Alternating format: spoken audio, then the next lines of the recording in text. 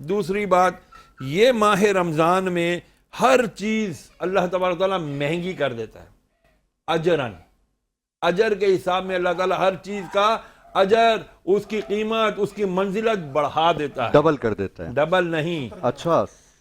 رسول اللہ علیہ السلام نے ارشاد فرمایا، جس نے اللہ کی رضا کی خاطر ماہ رمضان المبارک میں 1 روپیہ، یعنی ہم روپیہ سمجھانے کے لیے کہوں، 1 روپیہ اللہ کی راہ میں خرچ کیا، اللہ تبارک و تعالیٰ اسے 70 گنا، بلکہ نہیں 700 گنا علی ھذا القیاس، جتنا اس کا اخلاص زیادہ ہوگا اللہ تعالیٰ ایک کے بدلے میں 700 روپے اللہ کی راہ میں صدقہ خیرات خرچ کرنے کا اجر عطا فرمائے گا. اور جو ایک صدقہ دیتا ہے، ایک صدقہ دیتا ہے، اس کا اجر کیا ہے؟ میرے نبی نے فرمایا، ایک جو کوئی بندہ اللہ کی راہ میں صدقہ دیتا ہے، اس کی جان کا جو صدقہ نکالتا ہے، زمین اور آسمان کی 70 بیماریاں، برائیاں، مصیبتیں، آلام، مصائب، 70 وہ سارے کے سارے ایک صدقہ اس کو روک دیتے ہیں، ٹال دیتے ہیں.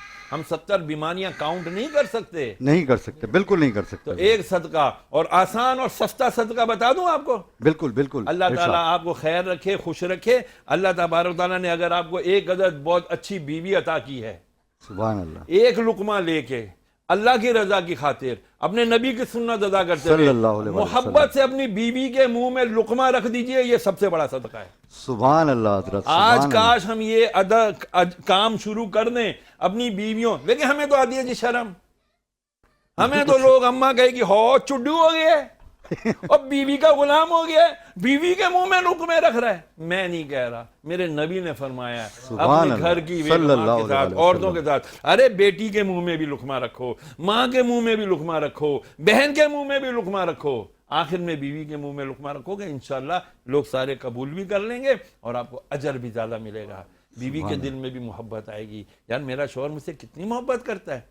کبھی ہم اپنی بیگمات کے لیے جاتے ہیں، کتنا بیچاری سحری میں 3 بجے اٹھ کے کچن میں گئی ہوتی ہیں. آئی ایم سوری اگر میں خواتین کی زیادہ فیور کر رہا ہوں، دیکھو اللہ نے ان کو اجر کتنا دیا ہے. جی ہاں بالکل. میری مائیں بہنیں، میری ماتلی کی جیمس آباد اور یہ کیا آپ کا برین، حیدرآباد، حیدرآباد، یہ سارے میرے کافی محبت کرنے والے وہاں بھی موجود ہیں. میں ان سب کو بھی سلام پیش کرتا ہوں.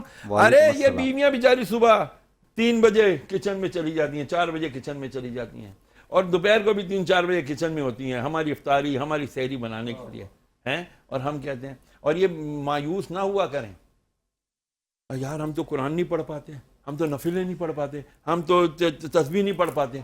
کوئی بات نہیں، تمہیں اگر یہ سحری اور افطاری کی ذمہ داریاں چھوڑ دیتی تو تم یہ سارے اجر کام کرتی نا. اللہ فرماتا ہے تم یہ کرو، سحری، افطاری، کچن، گھر کی صفائی ستھرائی، ہم تمہیں وہ سارا کام، قرآن کی تلاوت، تسبیحات، تحریرات، تمام کا ثواب تمہیں ویسے ہی دے دیں گے انشاءاللہ. سبحان اللہ حضرت. اللہ تعالیٰ ہماری ماؤں بہنوں کو سلامت رکھے، ہماری بیٹیوں بہوؤں کو سلامت رکھے، جو بیچاریاں اتنی محنت کرتی ہیں اس ماہ رمضان میں. اللہ ان کو خوب خوب اجر عطا فرماتا ہے. ان کے لیے بڑی خوشخبری ہیں. ماشاءاللہ.